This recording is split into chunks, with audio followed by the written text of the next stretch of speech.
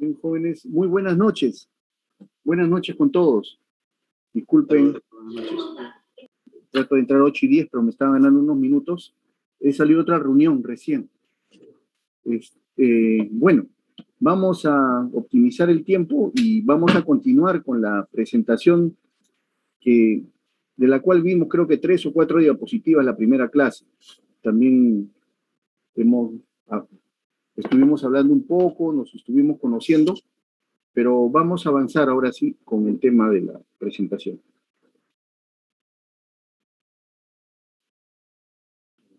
A ver, un ratito, voy a compartir.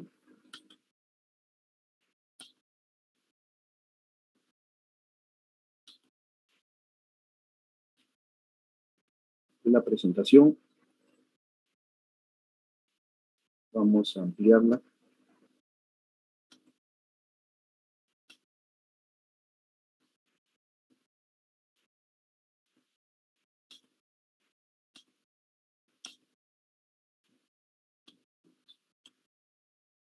Bien. Entiendo que se está compartiendo, ¿no, jóvenes?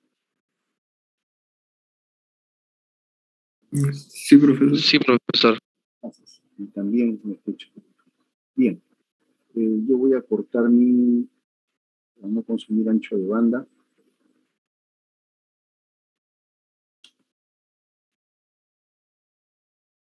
Bien.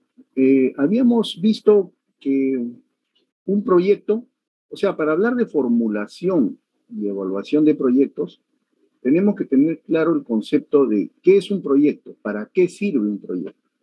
Ya lo habíamos dicho, que los proyectos son justamente intervenciones temporales que sirven para solucionar un determinado problema. Sirven para implementar un bien o un servicio. También sirven para ampliar el bien o modernizar el bien o servicio. Entonces, habían algunas definiciones que vimos la primera sesión y aquí había un resumen muy breve, muy cortito, muy ejecutivo de lo que es un proyecto. Entonces era un conjunto de actividades o acciones ordenadas cronológicamente, ¿no? Cuando se dice ordenadas cronológicamente es porque, claro, si yo, por ejemplo, tengo una torre de comunicaciones o tengo unas torres metálicas para una línea de transmisión, lo primero que debemos hacer de repente es preparar los cimientos para que cuando lleguen las torres, que paralelamente se han mandado a fabricar, esas torres puedan descansar en los cimientos. Y una vez que estén las torres instaladas, por ejemplo, en el caso de la línea de transmisión, podría hacer el tendido de los cables de energía. Yo no puedo hacer el tendido de los cables si no hay torre. Entonces, hay un orden cronológico de actividades, ¿no? Yo no puedo pintar una caseta de comunicaciones si previamente la pared de la caseta está terrajeada. Entonces, por eso hablamos de cronológicamente. ¿Y qué cosa busca un proyecto? Satisfacer una necesidad o solucionar un problema. De repente una necesidad puede ser la implementación de una línea de transmisión a un centro poblado para tener energía de buena calidad. O una necesidad o un problema podría ser la mejora del servicio de Internet, porque de repente en un determinado centro poblado el Internet es muy lento, hay mucha latencia, y para que se cargue la página pueden pasar 2 minutos, 3 minutos. Una persona en esas condiciones no puede trabajar adecuadamente. Entonces, esto es un proyecto y es de carácter temporal. También lo conversamos la clase anterior. Un proyecto puede demorar 6 meses, puede demorar 1 año, 5 años o 40 años, dependiendo del alcance y la envergadura del proyecto. Apunta a la generación o transferencia de capacidades. O sea, las zonas donde interviene el proyecto, en esas zonas se debe dar capacidades permanentes a recursos humanos que están ahí, porque es difícil que si yo tengo un proyecto para atender, vamos a suponer, centros de salud en, en Nauta, en Requena, en, en Madre de Dios, en varias localidades de la selva, el Ministerio de Educación no va a estar mandando personal técnico si es que falla cierto equipamiento, ¿no?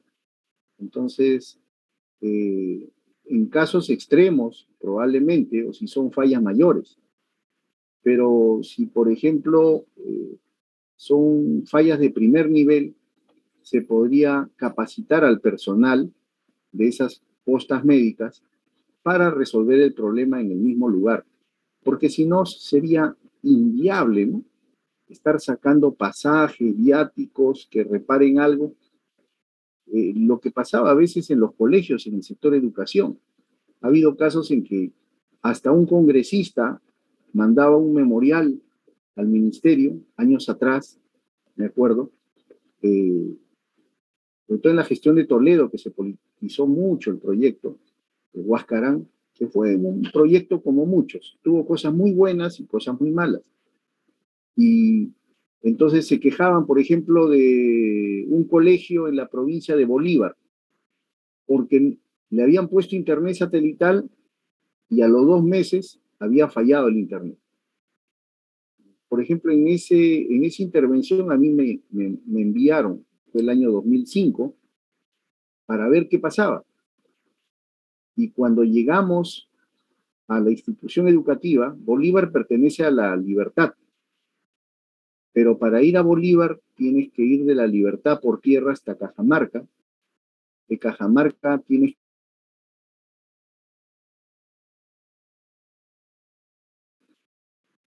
todo un gran viaje. Pues fuimos a ver qué pasaba en ese colegio emblemático de Bolívar, que tenía buena cantidad de alumnos, y habían inaugurado 4 o 5 meses atrás un aula de cómputo y con su línea de internet satelital. ¿Y qué pasó? Les resumo rápidamente. La famosa falla era de que con un compañero fue viendo qué pasaba del módem, fueron a la pared donde había un puerto para poner el puerto RJ45, una caja tomadatos. Y mi compañero se dio cuenta que, no vemos, mi esposa está dando un mensaje. Entonces, nos dimos cuenta que el cable parecía salido. Entonces, mi compañero vio el conector y el conector estaba medio salido. Sacó el conector y lo volvió a poner, el plug. Lo puso y comenzó a funcionar mi internet sin ningún problema. Pero miren, habían pasado 4 o 5 meses, hasta habían llegado oficios de la región de La Libertad, del alcalde de Bolívar y de un congresista, no recuerdo el nombre, porque decían que era una burla, que no había servicio de internet. Y el problema había sido simplemente que por alguna razón alguien habría movido el cablecito y el cable había quedado, no estaba haciendo conexión. Se, eh, se insertó bien el cable y ya volvió el internet. Y no hubo que hacer ninguna maniobra, ninguna configuración. Entonces se dan cuenta con qué importante es el mantenimiento de primer nivel.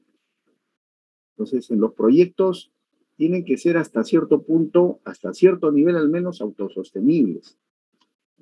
Bueno, y seguimos.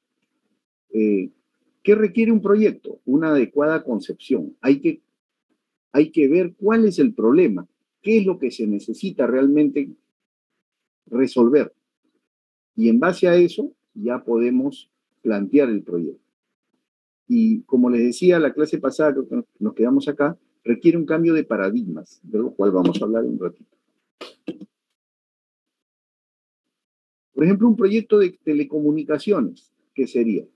Un proyecto que busca la ampliación o mejora de un servicio de telecomunicaciones. Si es un proyecto de energía eléctrica, es un proyecto que busca la ampliación o la mejora de un servicio de energía eléctrica. ¿Qué es requerido por un país? Puede ser en comunicaciones, por ejemplo, la red dorsal nacional de fibra óptica. una región, la región Ica, la región Tumbes, o una comunidad, una localidad. O sea, puede tener diferente alcance, ¿no? Nacional, regional o local, asegurando un intercambio de información con un adecuado nivel de calidad y de manera oportuna, en el caso de las telecomunicaciones. O en el caso de la energía, asegurando un adecuado y confiable suministro de energía, ¿no? Con un adecuado nivel de calidad, porque también se habla de calidad en la energía, considerando los aspectos que permitan su sostenibilidad. En ese aspecto, vuelvo a insistir, nosotros, ustedes como ingenieros de la UNI, tienen que ver también no solamente el problema de la implementación en un proyecto. Siempre se piensa en implementar el proyecto con adecuados equipos, hacer una buena instalación, pero a veces no se piensa en la sostenibilidad, que tiene que haber un personal de soporte tecnológico, que tiene que haber un stock mínimo de repuestos, tiene que haber un servicio de mantenimiento preventivo. Si no, los proyectos pueden colapsar si es que no se le da la importancia debida a la sostenibilidad.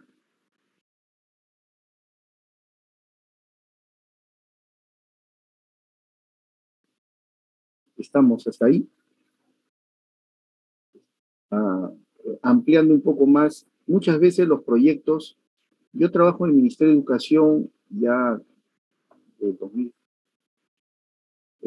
2003, fines del 2002, bueno, como 18 años. Y he visto muchas veces, por ejemplo, cuando se hacen entrega de equipos, computadoras, eh, o algunos impresoras, televisores, proyectores. No tengo nada contra el Congreso, también a veces alcaldes, gobernadores regionales se enteran y mandan cartas, dicen, por favor, cuando van a entregar estos equipos, avísennos, queremos estar en la inauguración. Y entonces, cuando llegan los equipos, se hace toda una ceremonia, lo cual es bonito, también es un momento de brindar, de celebrar, porque hay un logro para esa institución educativa, por ejemplo, en el sector de educación. Pero, como dicen, hasta nombran padrinos algunas autoridades, rompen una botella de champán, hacen el brindis y piensan que todo se acabó. Pero al día siguiente, ¿qué cosa se tiene programado para el día siguiente? Generalmente nada. No hay una... ¿Quién está encargado de esos equipos en el colegio? Nadie. Nadie lo ha previsto. Entonces, ese es el gran drama que tenemos en todos los sectores. Entonces, ustedes como ingenieros, futuros profesionales de la UNI, siempre en los centros de trabajo, hagan notar que queremos no que el proyecto sea, pues, flor de un día, no. Queremos que los proyectos sean sostenibles en el tiempo. Si el proyecto está previsto para 5 años, queremos que ese proyecto, en esos 5 años, pueda servir a los beneficiarios. Si tengo un centro de salud, todo el equipamiento de ese centro de salud tiene que servir a los usuarios en esos 5 años. Y apenas haya una incidencia o una falla, rápidamente tienen que tener una estrategia de sostenibilidad que haga que esos equipos se reactiven prontamente en beneficio de los beneficiados.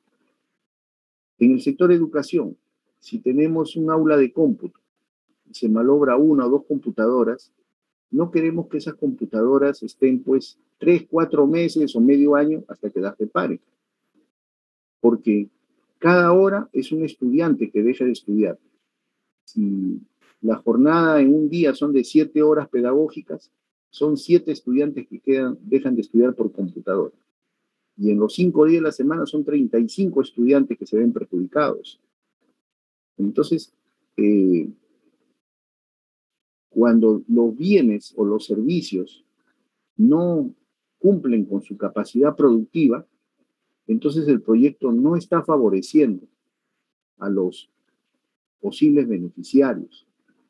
Entonces, es muy importante, reitero, pensar no solamente en la formulación del proyecto con su evaluación, sino cuando llegue el momento de ejecución, la adecuada implementación del proyecto y la sostenibilidad. ¿Y por qué les hablo de esto? Porque cuando ustedes formulan un proyecto, van a formular los gastos de inversión, de compra de equipos, de compra de bienes, materiales o recursos. Pero también deben formular en el proyecto, si el proyecto es a 8 años, los gastos anuales que aseguren una adecuada sostenibilidad cada año. El proyecto terminó en el año 3 y de ahí vienen, por ejemplo, 5 años de vida útil. Pues, en esos 5 años, año por año, se tiene que prever gastos de mantenimiento preventivo, gastos de mantenimiento correctivo, de repente gastos por contratación de un personal que eh, justamente haga las labores de soporte, ¿no?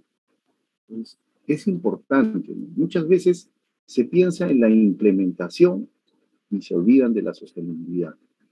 Y eso es realmente, o sea, es inconcebible, ¿no?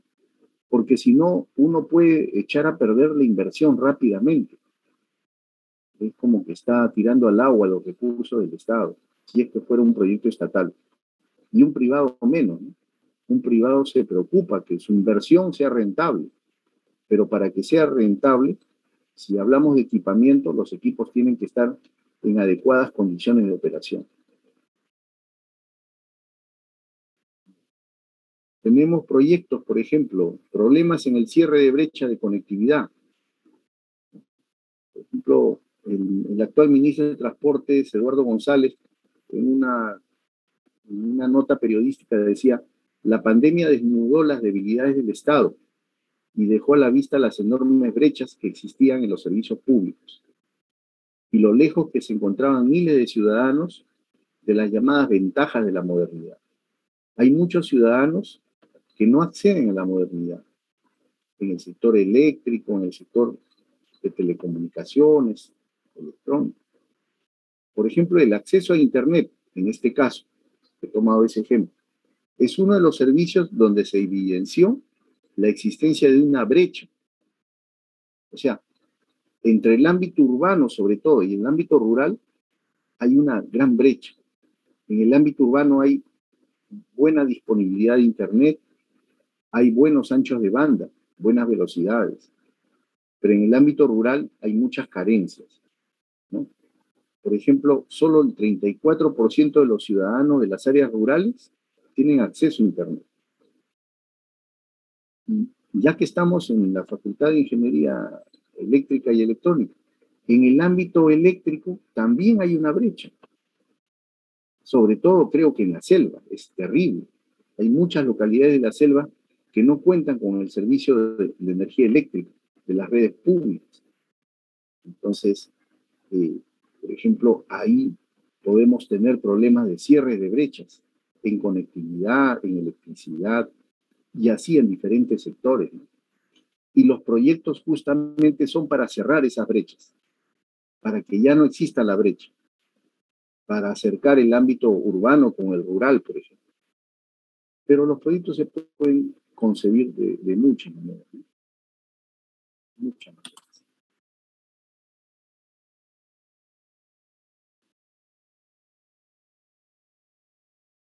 Tenemos acá,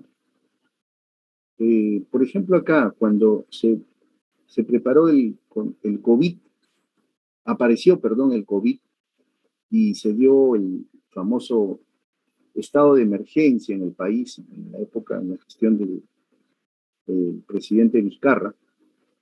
Entonces, eh, creo que fue el 16 de marzo del 2020, se implementó el servicio de educación remoto, porque ya los estudiantes no iban a la institución educativa. Los estudiantes iban o recibían educación en su casa.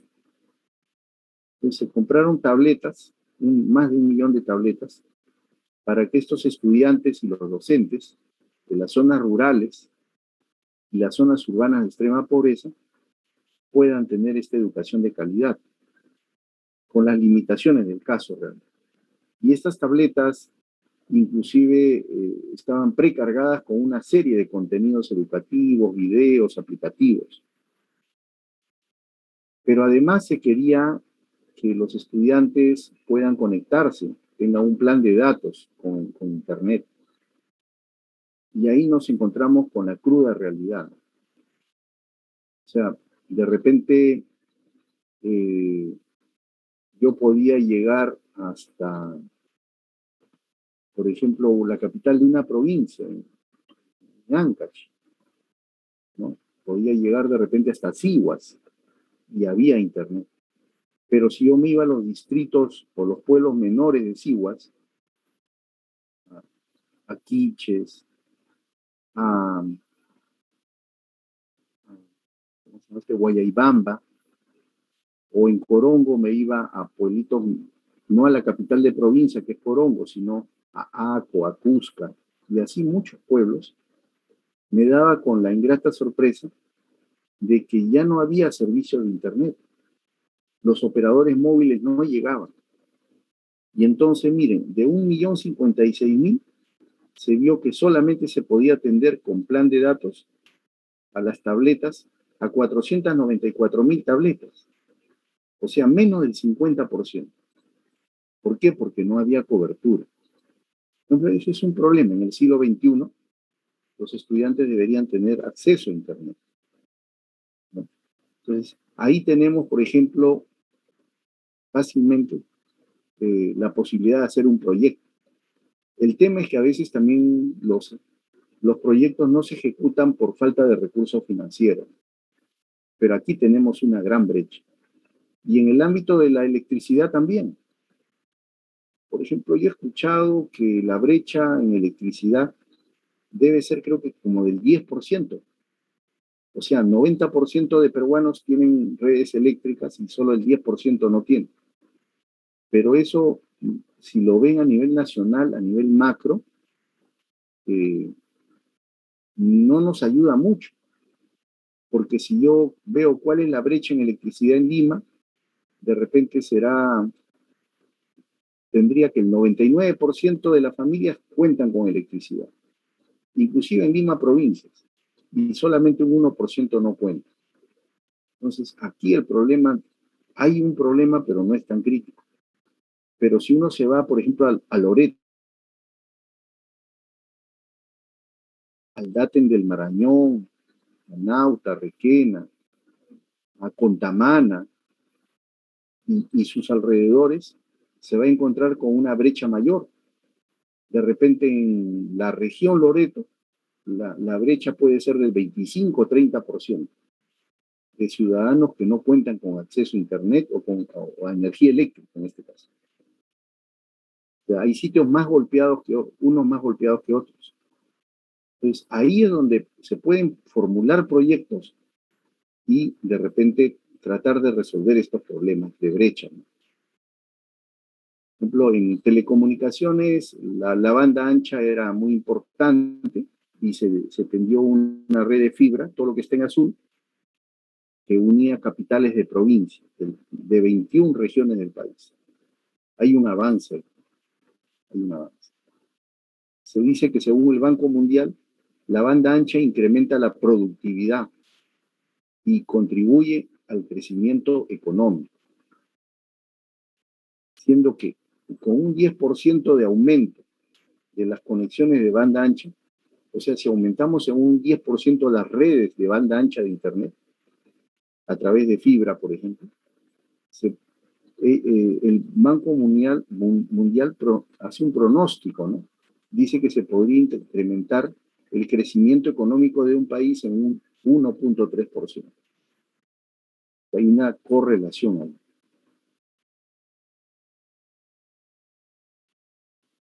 Para formular proyectos, hay que pensar entonces también en romper paradigmas.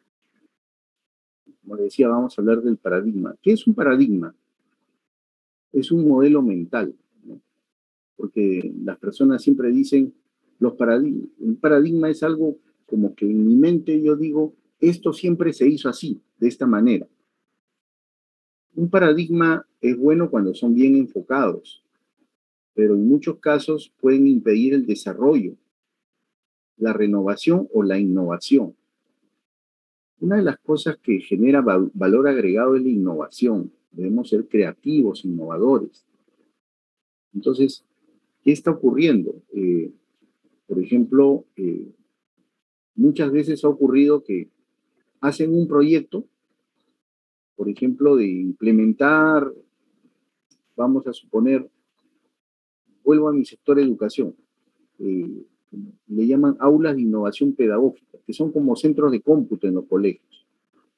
Son 30 computadoras, 33 computadoras en un ambiente, todas conectadas con cableado de red, cableado de datos, y conectadas a un servidor. Entonces, el servidor distribuye la conexión a cada computadora. Y del servidor ya se conectan a Internet a través de un módem. Entonces, por ejemplo, a veces se implementan proyectos, por ejemplo, en Huaral, en Chancay, en Huacho, y esos modelos de proyectos de repente llegan a la mano de un ingeniero y le dicen, y a ese ingeniero le encargan hacer un proyecto en unas 100 localidades. Y le dicen, yo quiero que hagas un proyecto para localidades de la costa, sierra y selva. Como este colega vio hace años cómo era el metrado, el detalle, entonces vio que se ponían canaletas, compró canaletas, ángulos para el cableado de datos, y para fijarlo a la pared de concreto, bueno, hasta se previó todo, ¿no? Brocas de concreto, se previó tarugos, ¿no? Y además de los tarugos, tornillos autorroscantes. Para hacer un hueco en la pared, se colocaban los tarugos y ahí se colocaba la canaleta y se le ponían unos tornillos autorroscantes para fijar la canaleta a la pared. No sé si me están viendo. Para fijar los tornillos a la pared. Entonces, ¿cuál es el problema? El problema es que yo tengo acá una pared de concreto, hago un agujero, hago el huequito, pongo el tarugo de madera o el tarugo de plástico, pego la canaleta a la pared y le pongo el tornillo para fijar la canaleta a la pared. Entonces, eso no es problema, no es muy costoso. Si es un aula o dos aulas. Pero en cada aula son como 300 tornillos, 300 autorroscantes. Bueno, aquel colega preparó un proyecto como para 100 escuelas. El problema es que la mayoría de escuelas no estaban en la costa, estaban en la sierra y selva. Entonces, ¿qué pasó? Cuando fue a la sierra,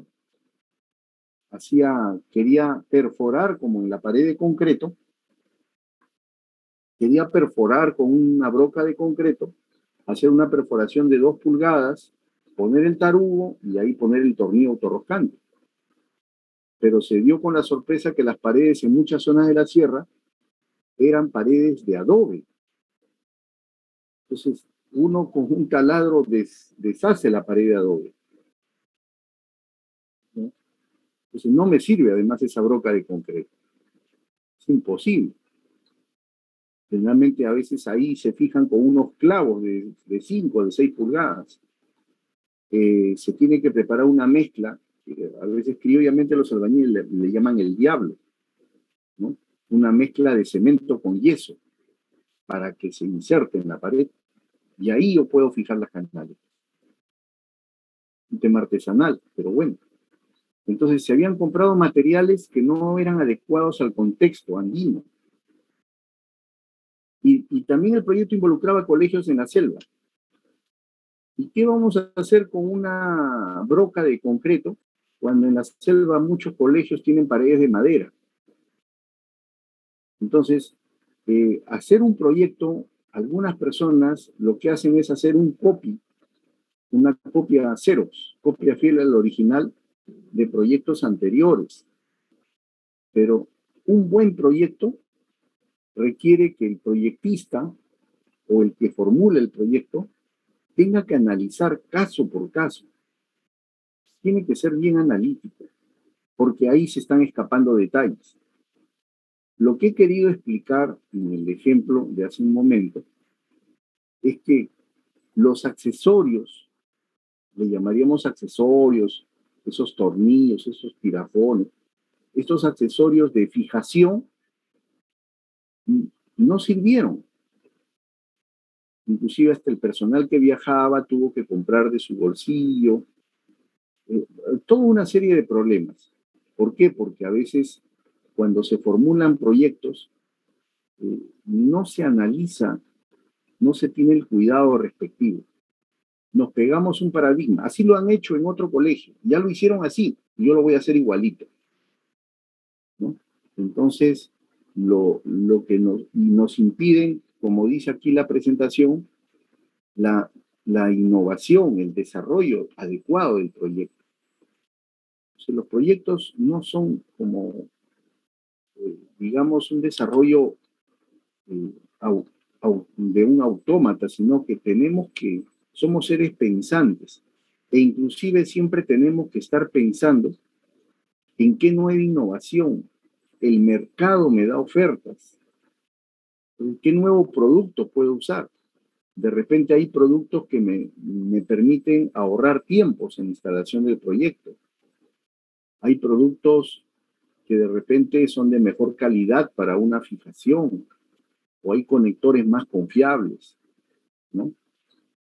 Entonces, en un proyecto uno tiene que pensar una serie de detalles. Los buenos proyectos son los que se han concebido con mucho cuidado y se han previsto detalles para cada situación particular. El, buen, el ingeniero que hace buenos proyectos es el que tiene cuidado en los detalles. El ingeniero que no hace buenos proyectos es el que se descuida un poco y no ve los detalles.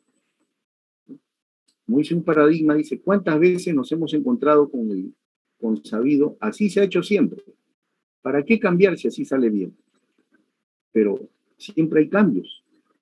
Antes existía la fibra multimodo y era una fibra que tenía, claro, un bajo nivel de pérdida, pero que podría tener un alcance de 5 o 6 kilómetros a lo sumo. Después aparecieron las fibras monomodo y ya podemos tirar fibra sin empalmes por 10, 20 kilómetros, ¿no? Entonces, o sin tener que hacer un repetidor, poner un repetidor regenerativo.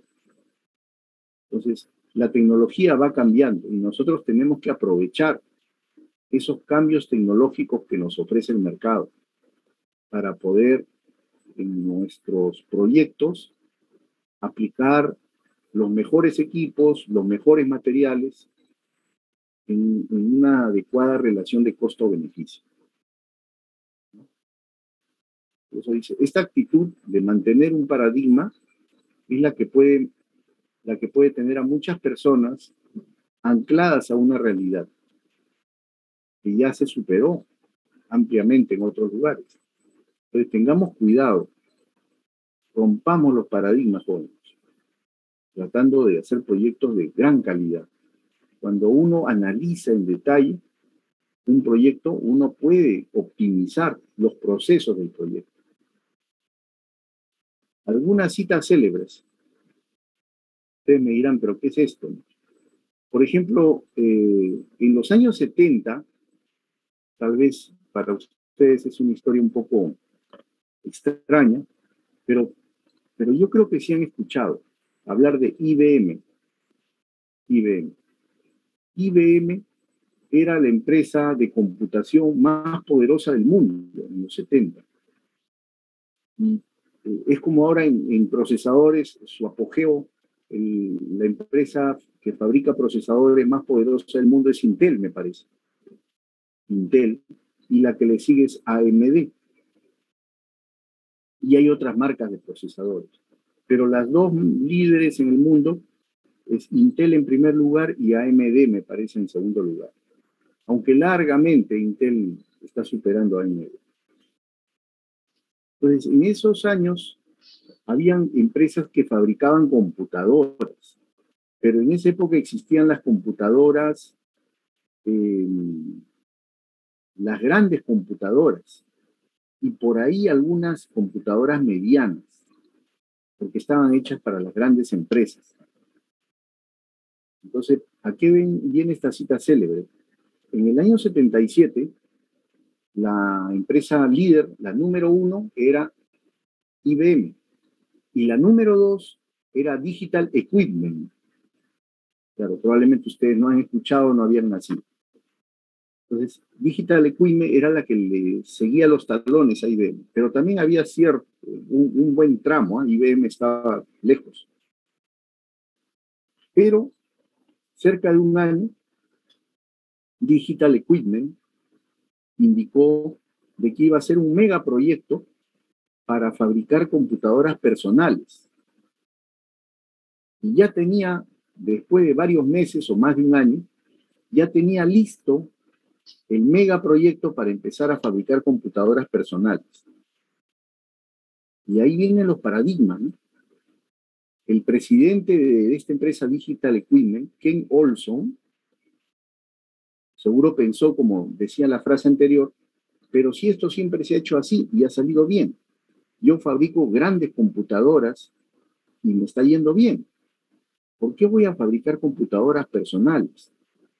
¿Quién puede necesitar una computadora personal? Entonces, Ken Olson, en el último minuto, como se dice, canceló el proyecto, canceló. Y hizo declaraciones que repercutieron en esos años, diciendo pues de que es absurdo. ¿A quién le puede interesar una computadora personal en una oficina o en el hogar? No tiene sentido. ¿Se imaginan si Digital Equipment hubiera dado el paso? Ahora todos tenemos computadoras personales, en las oficinas, en el hogar, hasta los niños. O sea, Ken Olson de repente fue un gran funcionario, pero el paradigma no le dejó mirar más allá. Profesor, Gran oportunidad de su vida, ¿no? profesor, Sí. disculpe que le corte. Lo que pasa es que no se va a grabar la clase. Me acabo de dar cuenta que no se está grabando. Perdón. No, sería bueno, al contrario. Gracias. Entonces, sí.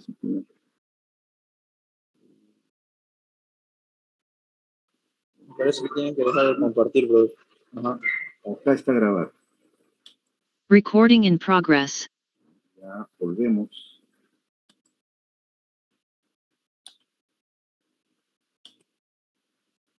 Entonces, bueno, hay una primera parte que habíamos hablado de que los proyectos sirven para resolver problemas, y estaba hablando de los paradigmas, que tenemos que romper paradigmas. Ya sabemos que los proyectos sirven para resolver un problema, para cerrar una brecha, pero al momento de formular un proyecto hay que tener mucho cuidado en los detalles. Y también hay que tener mucha creatividad, mucha innovación. No necesariamente lo que se hizo en el proyecto anterior me va a servir en el nuevo proyecto.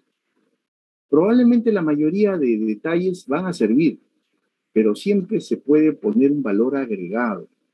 No tengan temor, analícenlo bien y van a ser proyectos de calidad. Otra persona, que claro, era un genio, en esa época tendría pues 18 años, 19, pero ya era una persona que se estaba haciendo conocida con sus primeros pininos en sus sistemas operativos. Bill Gates, en el 66 dio una gran declaración. Dijo que 640 kilobytes, creo que tendría menos de 20 años, o 19, le dieron una computadora para hacer su investigación, ya se estaba haciendo muy famoso, y, y esa computadora tenía un sistema de almacenamiento de 640 kilobytes. Estamos no en los megas, sino en los gigabytes, los terabytes. Pero la declaración de Bill Gates, él se quedó extasiado con una máquina de esa capacidad en esos años. Y dijo, 640 kilobytes son suficientes para cualquier ser humano. Claro, lógicamente después fue cambiando, ¿no? Entonces, miren, los paradigmas hasta hacen tambalear a los más inteligentes en el mundo. Tampoco no los podemos criticar. Después han tenido tremendos logros. Pero tengamos cuidado con los paradigmas, no nos cerremos. Siempre miremos no en una dirección, miremos así, por sectores. Hagamos un barrido. Hay que ver los problemas de diferente ángulo. De diferente ángulo. Y de esa manera podemos encontrar soluciones. Desde cierta perspectiva podemos ver ciertos problemas, pero no vemos otros problemas. Si cambiamos de perspectiva, podemos ver otros detalles que no veíamos inicialmente. Los proyectos, ¿cómo se clasifican? Bueno, usted es académico y de todas maneras lo comento. Los proyectos se pueden clasificar por el tipo de inversión. Hay proyectos de investigación, hay empresas nuevas también. El crear una empresa nueva es un proyecto, ¿no? O de expansión de planta. Por ejemplo, hay proyectos de absorción de empresas. Hace muchos años, unos 10 años seguro, la Coca-Cola compró a la Inca Kola. La Inca Kola es peruana, sabor nacional, estuvo tantos años en el Perú. Nunca la Coca-Cola y la Pepsi-Cola, que son líderes en todo el mundo, le quitaron la supremacía. Nunca. Y entonces los gerentes de Coca-Cola a nivel mundial dijeron, acá en el Perú, si no podemos con la Inca Kola, nos aliamos. ¿Y qué hicieron? Le compraron las acciones a la Inca Kola. Los verdaderos dueños de Inca Kola son dueños, me parece que de menos del 50%. Así sean del 49%, pero ya no son mayoritarios. Y la Coca-Cola le compró creo que el 51, 55% de acciones. Y no desapareció la Inca Kola porque saben que aquí hay mercado cautivo. Entonces, pero en realidad los accionistas son la Coca-Cola. Miren cómo son esos proyectos. Otro proyecto de absorción, el caso de la empresa satelital más grande en el mundo es Intelsat, pero hace 20 años o 15 años la segunda empresa más poderosa era Panamsat. Ahorita ya no va a encontrar a Panamsat con todos sus satélites. ¿Por qué? Porque Intelsat adquirió las acciones de Panamsat. Entonces todos los satélites de Panamsat pasaron a ser parte de Intelsat.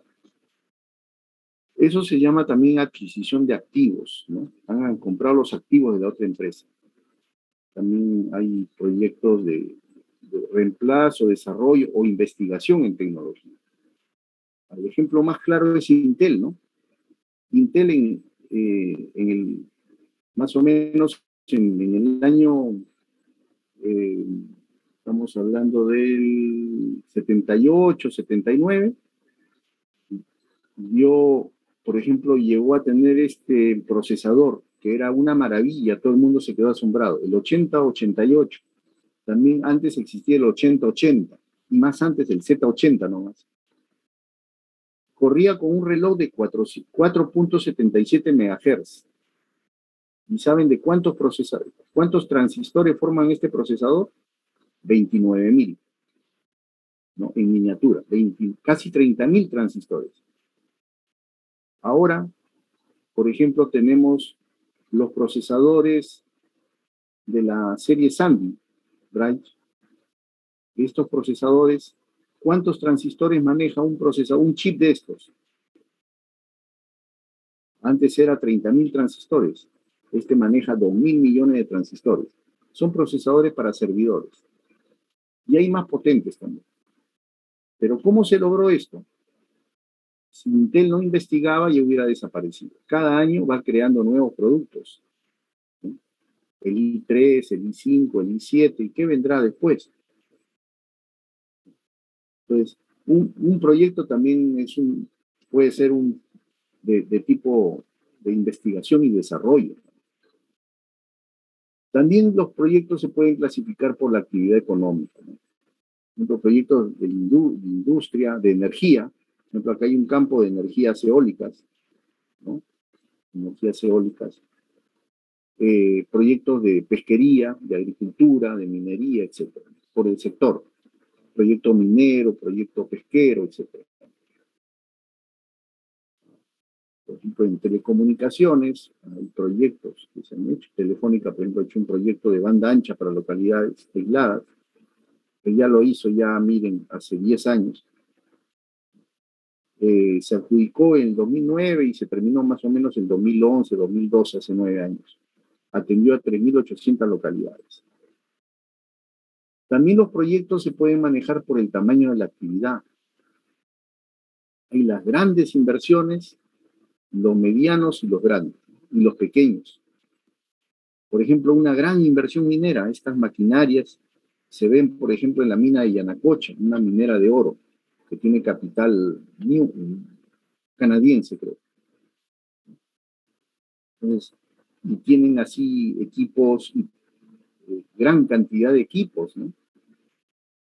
Y tienen toda una logística impresionante. Se hacen grandes inversiones mineras. En Antamina también, minas de plata. Pero hay proyectos artesanales, como en Ananea, en Puno, en La Rinconada, la Ananea, son lugares que están en la provincia de San Antonio de Putina, en Puno. Los que conocen Puno saben que Juliaca y Puno hace mucho frío. Está a 3.800 metros de altura. En esta zona de la Ananea, la Rinconada, la minería, ¿quién lo desarrolla? El papá, la mamá y los hijos. Todos van con su pico, con su lampa, y comienzan a excavar, y poco a poco logran extraer algunos minerales, y con eso sobreviven. Realmente no les da mucho cuando la minería es así tan artesanal. Por ejemplo, en esta zona de Ananea, La Rinconada, las familias viven ahí cerca, y ese lugar es más frío que Puno, y más alto que Puno. Más alto que Cerro de Pasco, inclusive. La población vive a 5.000 metros de altura. Hay proyectos que también, bueno, esta es una clasificación que le hacen los economistas, ¿no?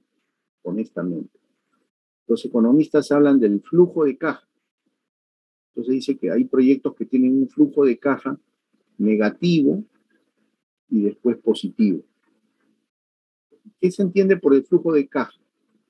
Es los ingresos, el flujo se determina por los ingresos menos los egresos. Si yo tengo más ingresos y en gastos operativos tengo menos, costos operativos son menores, entonces mi flujo es positivo. En un negocio lo ideal en cierto momento es que yo tenga más ingresos y mis costos operativos sean menores, pues, ¿no? Entonces el saldo es la rentabilidad, la utilidad. Pero también hay flujos de caja negativos, en que no hay ingresos o el ingreso es pequeño y los costos son altos. Generalmente cuando abren un negocio, por ejemplo, abren un negocio, una tienda, por ejemplo, o una cabina de internet, por decir un negocio pequeñito, casero, 2 o 3 compañeros abren una cabina. Posiblemente el primer mes no tienen ningún ingreso, porque si recién están comprando las computadoras, es gasto, es salida. Están comprando las cabinas propiamente, el mueble de internet, también es más gasto. Están pintando el local, están pidiendo licencia al municipio, están haciendo un contrato de alquiler, están pagando servicios de electricidad, agua y luz. Entonces todo es gasto, ¿no? Mientras arreglan el local, le ponen una puerta de seguridad con rejas. El primer mes el flujo es negativo, todo es gasto, todo es egreso, todo sale del bolsillo. En el segundo mes ya se abre el local, se inaugura y ya comienza a venir la clientela. Y poco a poco el flujo de caja, de repente hay más gastos que ingresos, pero no es tan negativo, ¿no? Ya se está acercando a cero. Y al tercer mes, de repente ya el flujo de caja ya es positivo. Ya comienzo a tener más, ya no voy a comprar más computadoras, ya no voy a comprar más cabinas, Ya la compra ya la hice. Ahora ya son ingresos. Vienen los clientes y van ingresando. Como ese ejemplo en pequeño, hay muchos, ¿no? Por ejemplo, esta es una empresa Maple Energy. En el Perú, desde el 2008 está invirtiendo. Hay tierras que están entre Sechura y Paita, en las dos provincias de Piura, que eran arenales. Y ahora se han vuelto terrenos de maíz, maizales, ¿no? Y está comprando, ha implementado grandes hectáreas de maíz y tienen una planta de etanol. Entonces, siembran maíz, cosechan el maíz, entra a esas plantas y del maíz logran sacar etanol.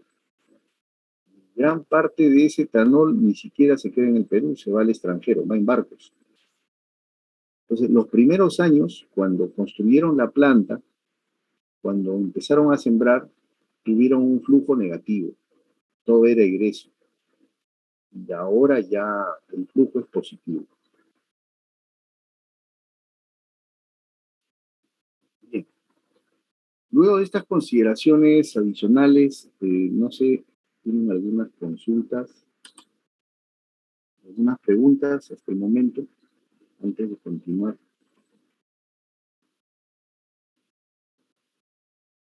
No puedo creer.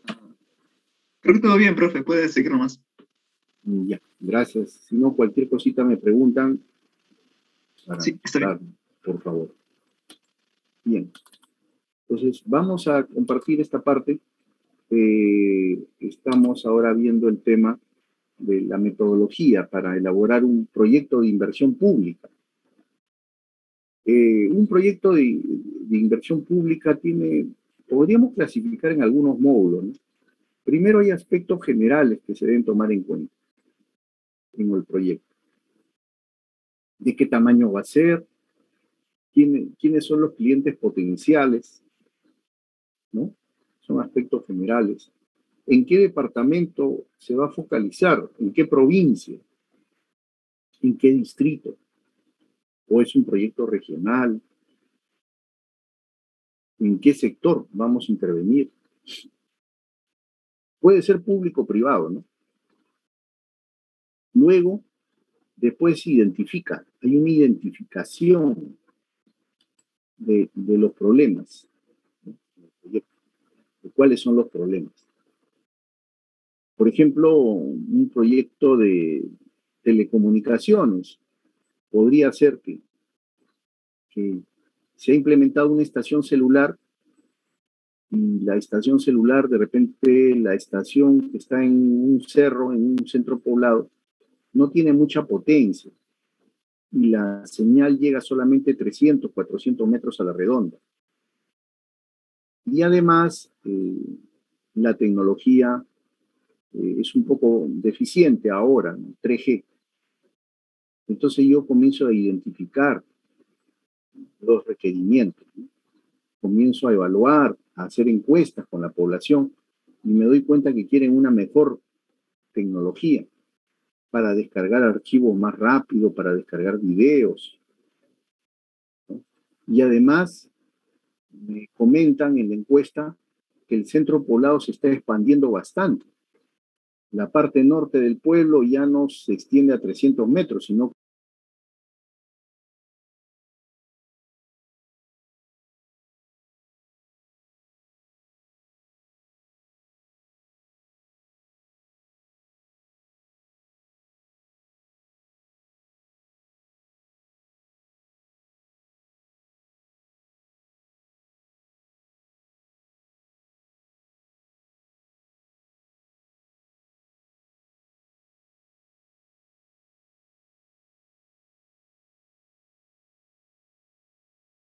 la Recording in carretera tal progress. o construir el puente tal. Hablamos de ampliación, de mejora, de recuperación, rehabilitación. Mejora de la planta azucarera de Tumán, en el norte. La planta ya tiene más capacidad de producción y es una planta que consume menos combustible. También podemos hablar de mejorar o modernizar. No son proyectos de inversión pública las intervenciones que constituyen gastos de operación y mantenimiento. La creación de bienes o servicios. Creo que está claro. Acá está la explicación de la instalación o creación, como le decía, orientadas a dotar de un bien o servicio en áreas donde no existía ese bien, esa capacidad. Construcción, sobre todo en el sector de transportes. Ampliación, ampliaciones, mejoramientos o modernizaciones, ¿no? O recuperaciones de algún bien que está en mal estado. El caso de los desastres, ¿no? De repente se tiene un colegio que estaba cerca a una carretera y por ahí pasó un huaico. Y parte del colegio fue dañado por el huaico. Entonces es una obra de recuperación o rehabilitación. Es muy parecido. La rehabilitación, como dicen, es aplicable a PIB de carreteras, agua potable y alcantarillado, ¿no? En otros sectores hablamos de recuperación. Y rehabilitación post-desastre. Caso de un terremoto, por ejemplo. Un terremoto.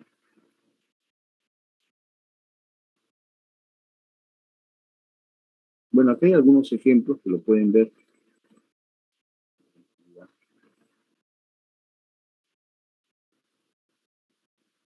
Entonces, para nombrar adecuadamente a un proyecto de inversión, tenemos que hacernos algunas preguntas, ¿no?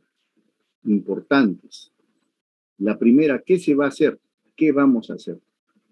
¿No? O sea, ¿qué vamos a hacer? ¿Una ampliación? ¿Un mejoramiento? ¿Una creación? ¿De qué? ¿De un bien? La pregunta 2, o de un servicio. ¿Qué bien o qué servicio es sobre el cual vamos a intervenir? La implementación de unos canales de irrigación. Entonces el bien son los canales de irrigación. ¿No? Construcción de unos canales de irrigación. ¿En dónde se va a localizar? De repente en el distrito XX de la provincia de Vilcashuamán, en Ayacucho. Entonces, siempre más o menos hay que seguir esa estructura en todo proyecto. En la formulación nos piden más o menos esa metodología.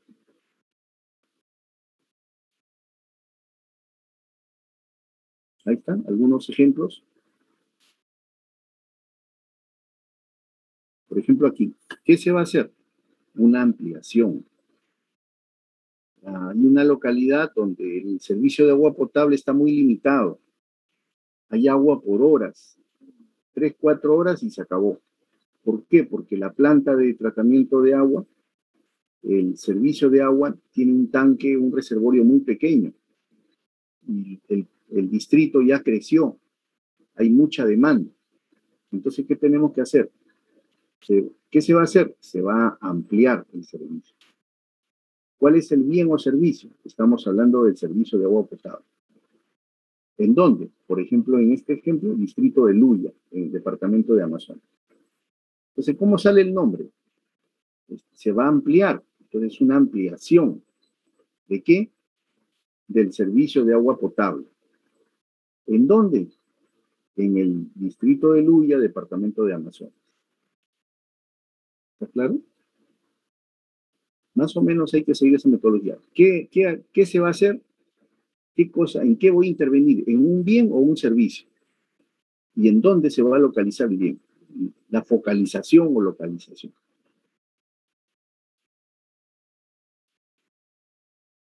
Nombres de proyectos de inversión, ¿no?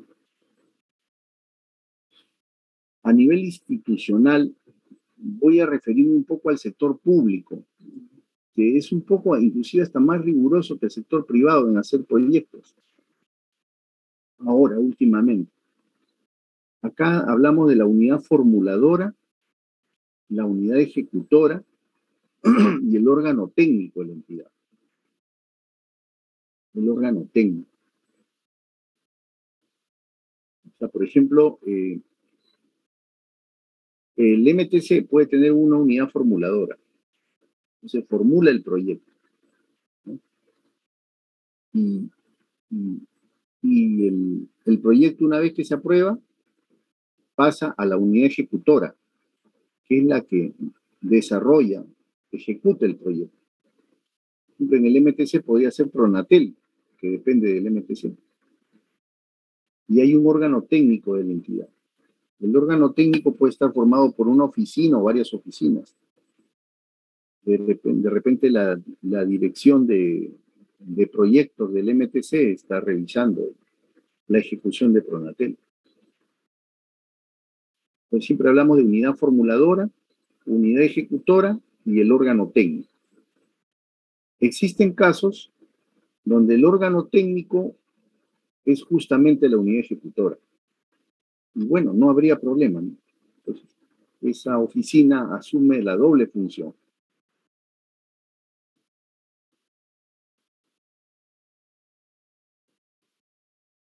Y también, ¿qué área se va a encargar de la operación y mantenimiento? Siempre estamos pensando, debemos pensar en la sostenibilidad. No solamente hacer la implementación, sino dejar las condiciones que permitan una adecuada sostenibilidad. Eso es muy importante.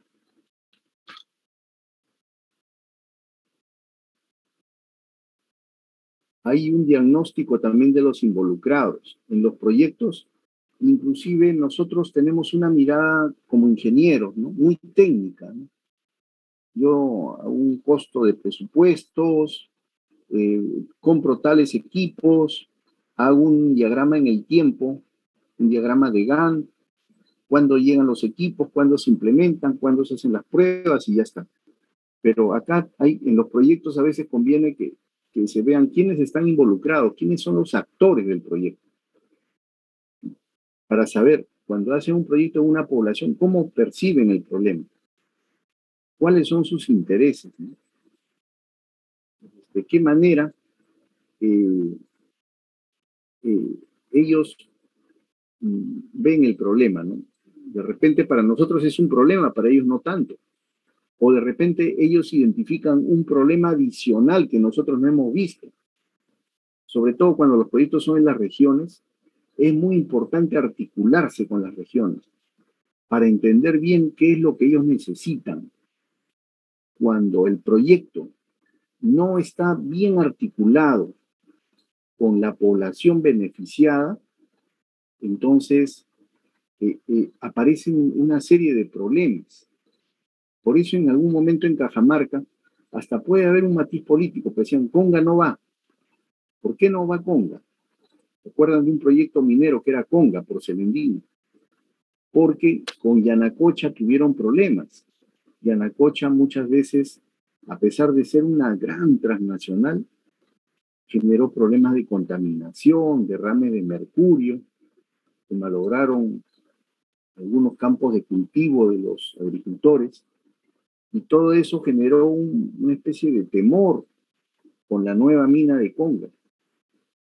Y entonces, si Yanacocha, los que veían Yanacocha, hubieran tomado otra actitud, si habían problemas de contaminación y malograban sus campos de cultivo de los agricultores, o hay niños que en esos años se infectaron, se intoxicaron, a veces lo que hicieron estas empresas mineras es darle un dinero, ¿no? Toma 100 soles, 200 soles y ya está. Pero lo que hubiera hecho una gran empresa minera que mueve miles de millones de dólares al mes, ¿qué les costaba invertir? $5.000. Por 4 o 5 afectados, $25.000. No es nada para ellos. Los llevan a una buena clínica, los atienden bien, los regresan con salud, y entonces la tensión social bajaba mucho, porque los ciudadanos, las personas que viven en el área de influencia se van a sentir tranquilos, ¿no? Van a decir, bueno, la minera es responsable. Si hay un accidente, pero ellos toman acción. Entonces, es importante saber cómo perciben el problema los actores. Algunos inclusive pueden no estar a favor del proyecto, otros están en contra. Entonces, es bueno también en la parte inicial del proyecto hacer un buen diagnóstico, saber qué cosa les molesta, qué cosa necesitan, ¿no? Otro problema, no sé si ustedes han oído hablar de los problemas en Cotabambas, de la mina de las Bambas. Siempre hay huelgas ahí. No sé si ustedes sabían que se hizo un estudio de impacto ambiental y los minerales iban a ir por una especie de tubería subterránea desde Apurímac hasta el mar, hasta Hilo. ¿Para qué? Para que el mineral se iba a inyectar en esas tuberías agua y con el sistema de bombeo se iba a enviar el mineral por gravedad, iba a bajar de la sierra a la costa, ¿no? Y allá ya se acumulaba el mineral en unos vagones, se subía a los barcos y se mandaba a otros países, por decir a China. Pero ¿qué ocurrió? En algún momento, los que negociaron la mina, y no sé quiénes, dijeron, por ahorrar costos, no hagamos eso. Llevemos todos los minerales en camiones. Y entonces, no se hizo esa especie de, no es oleoducto, sino esa tubería para transportar el mineral bajo tierra, con unos sistemas de bombeo que inyectaban agua con mineral y después, llegando a la costa, ya separaban el agua del mineral. Entonces lo llevaron por tierra en camiones. Pero ¿qué pasa? En toda esa zona de las Bambas, los camiones llevan grandes cantidades de mineral y con el movimiento de los camiones el mineral se sale en polvo, se dispersa y esos minerales caen en la tierra de cultivo y la tierra que era fértil deja de ser fértil y les contamina sus tierras, contamina a los animales. Y por eso que los agricultores permanentemente están mortificados por el problema del complejo minero de las Bambas, que es uno de los complejos mineros más importantes del Perú. Es otro sector, claro, es otro sector, pero les doy ese ejemplo. O sea, los que desarrollaron el proyecto minimizaron a los agricultores, a los ganaderos de la zona. Dijeron, no importa, lo pasamos en camión, no pasa nada. Pero miren, muchas veces la mina ha parado una semana, 40 días, y cuando la mina paran millones de soles. Y seguro que ya, si hubieran hecho esa inversión del envío del mineral por unos ductos subterráneos, habrían gastado lo mismo que lo que han gastado hasta ahora. Y como el problema sigue, van a seguir gastando de más. Y la mina se va a estar paralizando constantemente y van a seguir los conflictos sociales. Por eso que cuando se hace un diagnóstico de involucrados, todos los que están involucrados en el proyecto, hasta el niñito y el ancianito del pueblo, con un buen diagnóstico uno puede evitar los problemas que se pueden presentar. Tratamos de entender qué intereses tienen ellos. Eso es lo que se explica en esta presentación. Es importante el diagnóstico. Los grupos representativos de la población pueden conocer y dar su punto de vista, todos, acerca de cuál es el problema, si es que ellos ven un problema. Y hay que escucharlos. Los proyectos, o sea, también hay un matiz social en el proyecto. A veces nosotros como ingenieros también no nos descuidemos de eso. Hay que entender la problemática de la población. Porque si la población en el proyecto donde voy a intervenir lo ve al proyecto con buenos ojos, pueden ser inclusive nuestros aliados. Pero si en un proyecto la población lo ve como que el proyecto no se articula con sus necesidades o afecta sus intereses, la población puede bloquear un proyecto. ¿Cuántos proyectos de estaciones celulares se han bloqueado por la población? Telefónica, Claro, Entel, Vitel, vienen y le dicen a la comunidad, acá tengo la licencia municipal que me permite poner la antena. ¿Y qué le dice el vecindario? tendrás una licencia municipal, pero no tienes una licencia social, no entras acá. ¿Por qué? Porque fueron arrogantes, porque no conversaron con la comunidad, porque no buscaron una forma de solución antes de. Es muy importante eso también.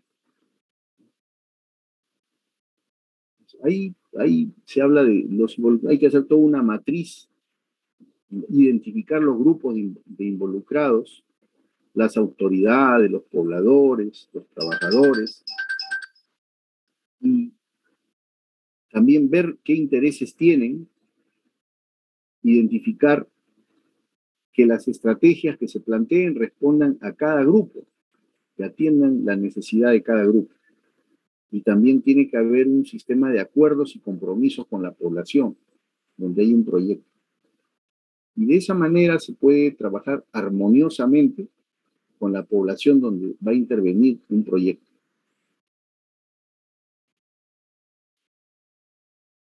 Un poco la idea es esa, ¿no? Dialogar siempre con los involucrados. No es que yo hago un proyecto en Lima, voy y comienzo a implementarlo. Tengan la seguridad que las autoridades, los alcaldes, los líderes comunales, los APUs, los pueblos más rurales, van a venir y le van a pedir cuentas. Entonces, hay que tener mucho respeto por estas acciones, ¿no? Aquí hay aspectos a tomar en cuenta en la formulación. ¿No?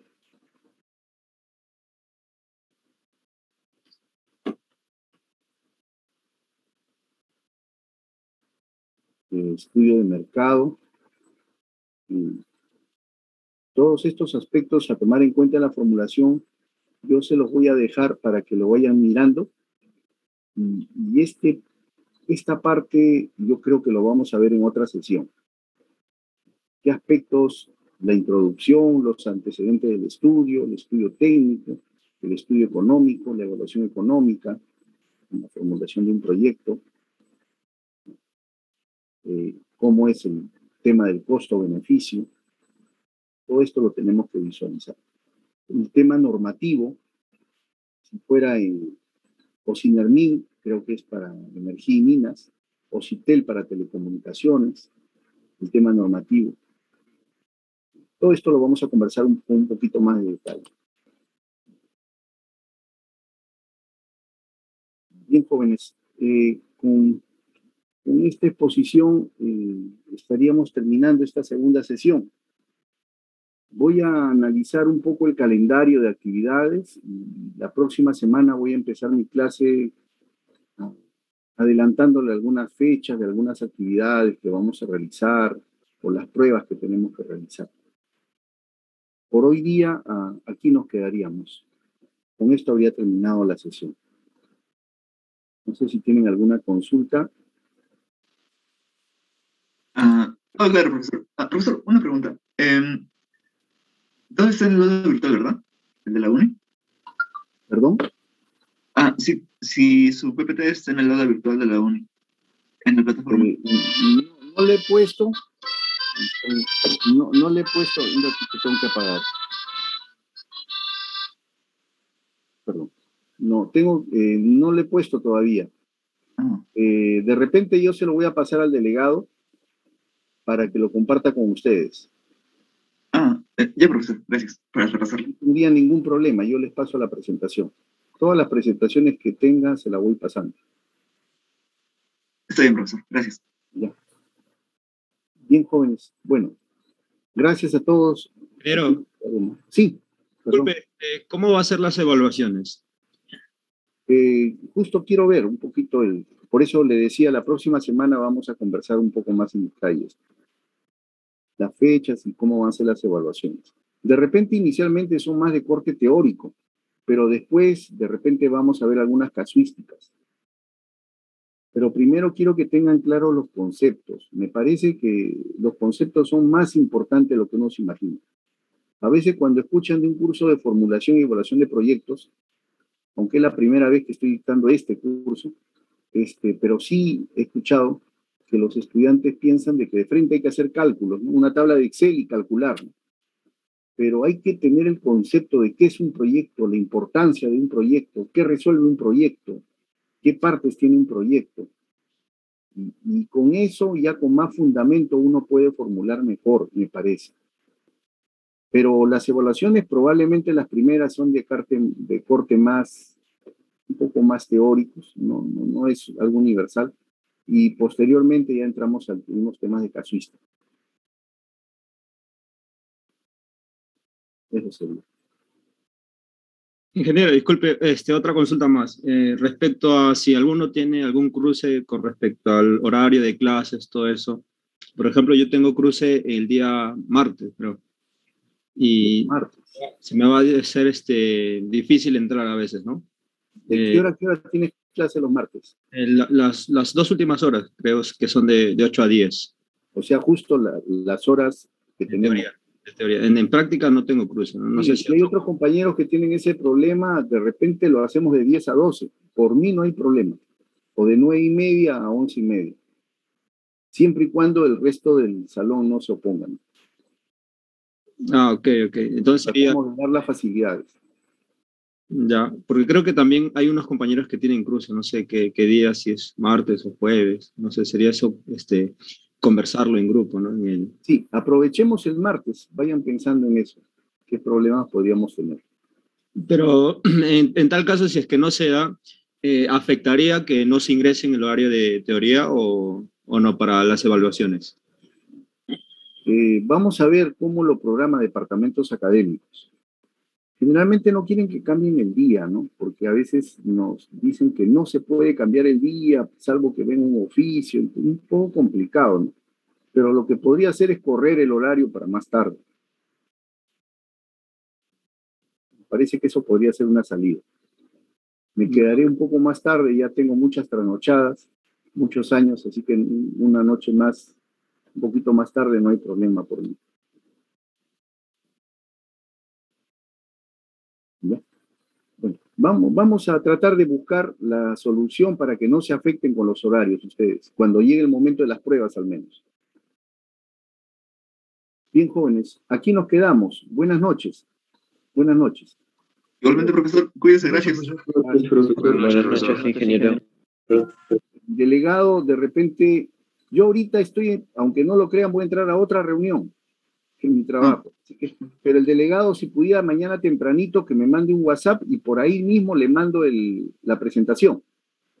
De acuerdo, profesor, no se preocupe, yo le envío mañana temprano el mensaje Antes para... de las 9 y yo le estoy enviando por la misma vía. Y ahí me hacen el favor de divulgarlo con sus compañeros. Listo, profesor. Ya, gracias. Gracias, jóvenes. Buenas noches. No hay problema, profesor. Buenas noches, cuídese. Recording stopped.